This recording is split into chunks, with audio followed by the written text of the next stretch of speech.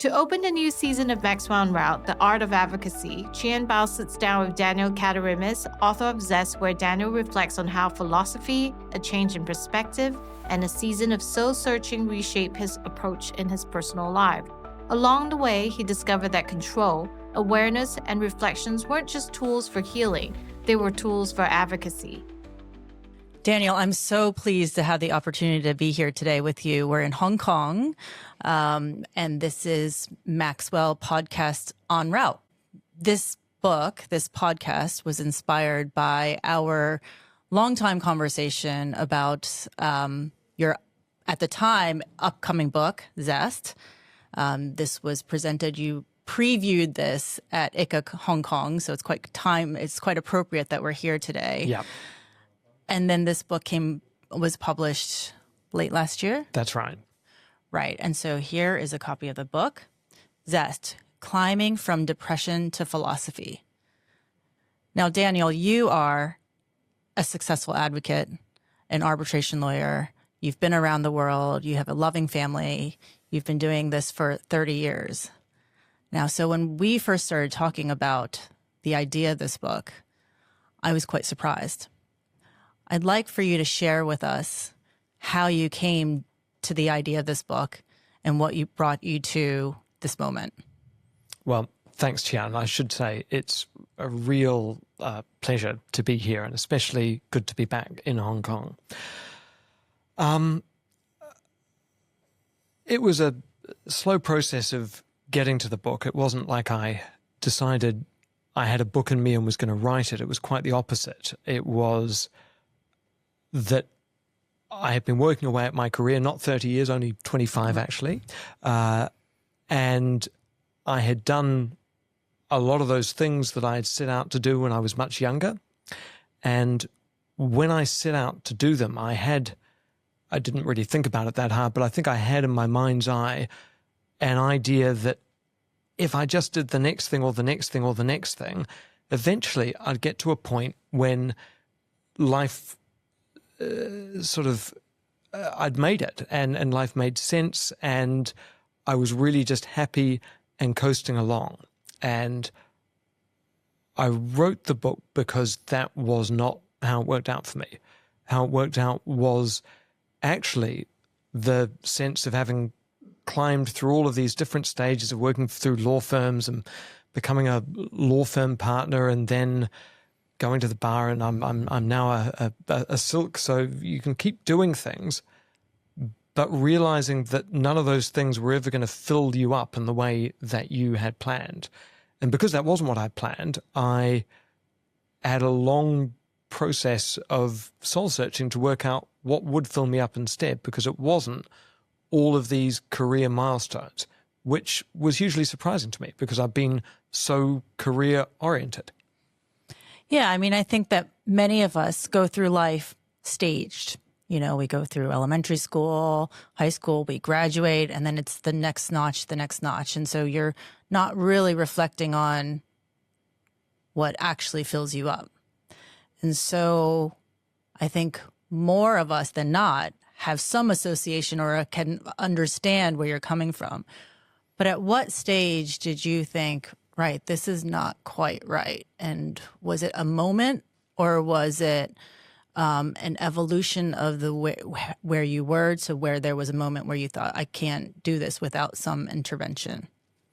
I think looking back, I'd had lots of little moments of thinking this is not quite right, but I was able to put them well out of my mind and just keep focusing on the thing that I was good at, which was working hard, winning cases, competing in the tournament of legal success. And if I'd just continued along having those little thoughts about it, that's what I'd be doing now. Nothing would have changed. Things only changed because I just sort of crashed off that pathway through a couple of pretty serious bouts of depression. And in that depressed state, the shine just got ripped off everything. I was able to look at all of the things I've been working so hard to do and all the things I could see everyone else working so hard to do and not see the real value in them. And it wasn't like I had any particular answers, but I did have a pretty long period of thinking, what is the point of all of this? Right. So what did you do? Well, to start with, I felt pretty miserable. And then I eventually found a psychologist to talk to, and they had some useful tips and tricks. But it was actually the sense of the tips and tricks that intrigued me more than even the initial experience, because I could feel that they weren't quite getting to the heart of what I was struggling with. I wasn't struggling with not having enough ice baths or sort of walks in nature. I was struggling with the sense that I was putting all of my life energies into effectively trying to win at life and having a pretty strong sense that life wasn't a thing you could win at. So it seems to me from reading this book that you took it upon yourself a bit to really understand in your incisive, lawyerly way how you could learn exactly what was going on and how you could really fill yourself up in a way that meant something. Maybe you could reflect a little bit on that journey. Yeah, that is exactly what I did. As I explained in the book, I didn't sort of sit down and say, I'm going to solve all of these problems. But I did start, after a while, writing down just little bits of ideas just for 15 minutes every lunchtime. I did that for about 6 months. And as I explained at the beginning of the book, it was such a silly exercise, and I'd never written a diary or anything in my life, and I had no journaling practice. And I hate the word journaling anyway. So I didn't feel comfortable doing that, but I felt this need to cohere something together. And so I pretended that I was writing to my 3 children and just putting down a thought a day that might one day be valuable. And the slow accretion of those things eventually made me sense that there was a lot of wisdom out there, often from different places, often sounding very different, but maybe not in substance all that different. And then I really wanted to try and pull that together. Right. And you went from philosophy to religion, and you found that there were some core common truths. Share with us, please, if you can, as to how that came into that, how that filled you, and then maybe take us to how that helped you with your profession. Sure. So I'm not religious. I started this process as an atheist, and that's probably what I would say now. But I've always had a pretty healthy respect for religion, in the sense that the people in my life who I know are religious spend a lot of their time thinking about questions and ideas that I think are actually pretty important to think about. And so far as I could tell, the space that religion used to have for our societies, or at least society I grew up in, hasn't really been filled by any equivalent replacement. Psychology doesn't try and tell you what it is you should value in life, what you should aim at, why you should aim at that. It does smaller things to tell you what things might work in a nudge way to making you feel better, but not really trying to answer the big questions. And so I found myself falling back on philosophy, which I'd studied as a student when I was at high school and then at university, and I'd always thought was very important, but it had never actually assumed a place of any real importance in my life, because my real philosophy was work hard, win cases, win success, and further my reputation and make money, etc. But I was really now in a place where I wanted to build my own life philosophy. So I sort of cohered it together from a number of different writers. George Eliot features prominently, a number of different philosophers, Iris Murdoch and Martha Nussbaum, Spinoza, a few others. And what I inclined towards, and I think philosophy, Iris Murdoch said this, is a sort of exploration of your own temperament. What my own temperament saw, and depression really shone a light on this, was that the thing in the way for me was my big, towering, insatiable ego. I always wanted more. I always thought the next thing was the thing that would be enough and was the thing I really wanted. And I was always wrong, because whenever I got the next thing, I just wanted the next thing. So if I won a case, I didn't feel a great sense of joy and fulfillment. I just felt mild relief I hadn't lost it. And I was already thinking about the next case I was trying to win and the next one. And so I finally got to a point where I thought, I can see all of these different threads. And what they really boil down to is I'm not the only person who lives like that. That is actually what it is like to be human. We are trapped, separated from each other in the world of our own minds, and we think we see the world pretty clearly, but most of the time we see ourselves clearly. We're the only thoughts we have access to, and everyone else plays the role of being a supporting character in our lives. And so it means the lawyer skills that I'd learnt, the judging, synthesizing, distinguishing, deciding, didn't help me that much really just pay attention and be a part of the world. And so I decided, following Iris Murdoch, that the thing that was most important in life wasn't getting myself a new set of ethical principles. It was learning to see the world more clearly, less clouded by my ego and my wants and my dislikes and my feelings and the things I was angry about and things I was resentful about, things I was envious of, just clearing all that away and trying to see things more clearly, trying to really understand in a really real daily way the realness of the world around me. And so, to answer the second part of your question, in focusing on that, there was a lot of stuff I had to jettison. And for my advocacy career, a lot of that was the game playing, the writing of the next most aggressive testosterone-fueled letter, the brandishing of the 8 most expensive adjectives I could find to put on a page. All of that stuff seemed to not be worth it.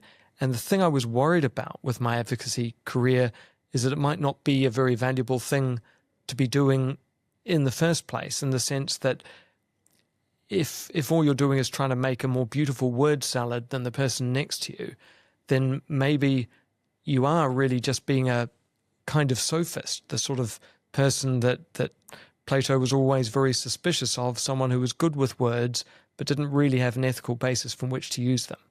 And I came to think, and still do think, that if you're impelled by trying to see the world clearly and understanding just how hard that is to do, you can do advocacy in a different way. Because what you can do is, yes, you can have your logos, your line of logic, and your pathos, your story that intersects with it. But the ethos bit isn't so much sort of character generally. It's when what you're trying to do is to have a real conversation and a dialogue and a meeting of minds with another person being the arbitrator. So you really understand what your case is, and you're not trying to sell it with a whole lot of fancy words. You really try and understand what the arbitrator's difficulty with the case is, and don't get too worried if they see it differently or their words are different, and you really just try and meet them where they are, step by step, slowly, without ego and maybe without too much eloquence or articulacy or mesmerizing word tricks. So you've said a lot right there, and I feel like there are a lot of different tracks to take into account. One is the personal journey. As you evolved personal life and the depression that you were engaged with and trying to find yourself out of. You also talk about your work and the advocacy bit and trying the evolution and the transition of not using so many hard words or difficult words or fueling testosterone-driven words. and then the conversation you're having with the arbitrator or the judge. How did you help us break that down a little bit? Because maybe starting with the advocacy bit, in that you are used to writing in a certain way. You were a partner in a law firm, you were engaged with international arbitration, and then you were in the courts. How did you start to evolve your work as an advocate and become more real? Well, the common thread in all of them is seeing things really clearly, which, of course, they say is one of the great skills of advocacy, discerning judgment, being able to boil stuff down. But if you really take that to heart, very little of it is trying to persuade by a bon mot or some excellent phrase or some beautiful imagery or some perfect metaphor. None of that is really what does the work. What does the work is you've thought about it enough, you've seen under all of the different words that could be used to describe something, and you've seen what your case fundamentally is. And if you see your case at that level, then you're no longer worried about what your opponent has to say. You're no longer worried about the adjectives. You're no longer worried about whether the arbitrator agrees with you or they don't, because what you are saying is a true thing, and the arbitrator may see it differently, but they will have to grapple with it. They can't get to their decision without going through the obstacle that you've created. And what you're then trying to do is elicit their curiosity, get them to see it. Just describe it. Don't try and persuade them, tell them what they have to do. Just describe what is there, what the problem is. And I find more often than not, once the arbitrator can see the thing that you have thought so hard about and is the real problem with the other side's case, then they will help you to fix it.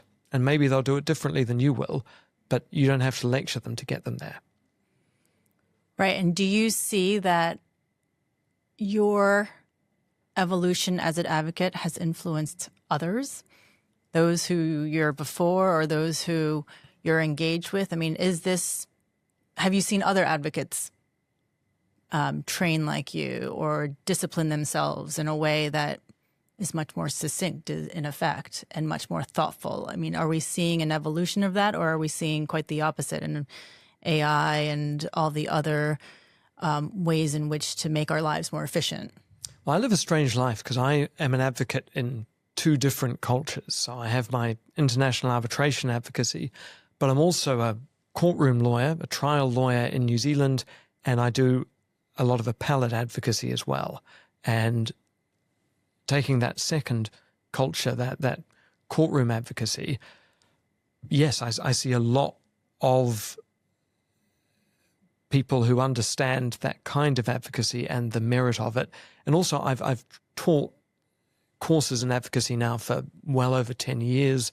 I've worked with lots of different people. I think within the circles I work with, my style is reasonably well known, and there are lots of young lawyers who I think are doing very similar things and putting their own take on it. Because advocacy, to be done well, isn't something you can copy from someone else. You can't sort of try and imitate someone's rhetorical style or their $10 phrase and have it work for you. What you can do is find your real voice so that you can talk to an arbitrator and you can say, this doesn't make sense, and here's why it doesn't make sense, and they will hear you. So within at least that circle, I think I see a lot of that. Within the international arbitration world, I see maybe a little less. Toby Landau's recent call for fewer adjectives is a pretty similar idea, and I think all the best advocates know that the adjectives don't work and don't help. International arbitration probably has more of an evolution to go to really learn that, which is really only going to be finished when you have arbitrators saying that at conferences, but also in their awards. And I think AI can help you with lots of things, but it can't help you find your own real voice. And it can't help you when you're up there alone in front of the tribunal trying to explain what it is you see, because the AI doesn't see anything. And if you're trying to mimic the AI words, you'll get lost in your own word salad, and that doesn't help anyone. Let's go back a little bit to relationships. We have a few minutes left, and I'm really curious to learn about how this evolution has helped you see the core of relationships in what I would say a fairly transactional world. Yep. Well, it's a terrible cliche, but lawyers often learn through their domestic relationships that it's better to be with someone than be right all the time. And I had to learn that in my own way. I like being right. I'm used to being right. I like arguing. I'm used to winning arguments. But within the close relationships around me, I came to learn that you can argue at and through and with people, but sort of fail to really understand what they're saying and fail to make them feel like they're being seen and being heard. And so I'm much better. Like, I'm still not great, but I'm much better at listening to people than I ever used to be. And especially the people closest to me. I'm much better at giving them space, and I'm much better at letting them know what I really think and feel, rather than what 2 or 3 propositions I'm trying to add into things. So I've got more stillness, I've got more closeness, and I'm just slightly more aware of what my feelings are and how they're influencing what I'm thinking, which wasn't how I used to be. And you have alluded to this idea of being the star of your own movie. And I think that that's partly what you're saying, is that you're no longer feeling that that's necessarily the way you are seeing things. No, I mean, it probably is still inevitably the way I'm seeing things, but I'm just much more conscious of it. I'm much more conscious that as I walk down the street, I've got the things that I want to do, I've got the things I'm worried about, I've got the things that I am carrying around with me and sort of turning over in my mind. And the more I focus on that, the less I understand in that moment that other people walking right past me have got their own things that they want to do, and their own things that they're worried about, and their own things they're turning over in their mind. And sometimes when I really grasp that, I'm blown over by what it is like to be one human being in a world full of all of these other human beings. And when I can feel that, it's a pretty special moment. And would you say that that's true also about your observations of the arbitration community? Do those same principles apply, or do you think there are some distinctive features? I mean, I think those same principles apply to all human interaction, but I think life is just slightly harder in the arbitration community because it's fundamentally an exponent of an advanced capitalist system. There's a lot of marketing involved in the arbitration world, because to get ahead, to get the appointments, to get the briefs, you need to be known by the right people in the right way. And so it's a world that, unless a lot of effort is put into it, can become a little transactional. But on the other hand, it's got a lot of interesting, thoughtful, amazing people in it who, when you get to know them, are actually, as interesting as anyone else. And so we just need to remember that. Let's end on some advice you would give to those listening to what you've shared today and that which you have shared in the book. What is one small shift, philosophically or practically, that you would do to encourage someone who is where you were at the beginning of this journey? I'll give you 2. First one is read some interesting books, and do it in the morning, maybe over breakfast, just for 10 minutes. Instead of scrolling through the phone, just read on a Kindle or in a real book just a few pages of some books that are grappling with some big ideas. It's amazing what sinks in if you do that. And secondly, don't necessarily develop a fully fledged meditation practice, but try as you're walking along, not listening to any of the thoughts in your head, and try and just look at the people, at the plants, at the trees, at the signs, at anything as you walk along, especially if it's your ordinary walk and you think you've seen everything. Try and see just one or two new things. The world sort of hides behind the images that we store in our heads. Those are two really great tips, and I hope that listeners will take that to heart, because certainly what you've shared with us today and what you've shared with us in this insightful book makes it real for us. And so thank you very much for sharing with us your insights and your journey. It's been most valuable to me personally, but also I think this perspective will really help our community. Thank you. Thanks for having me.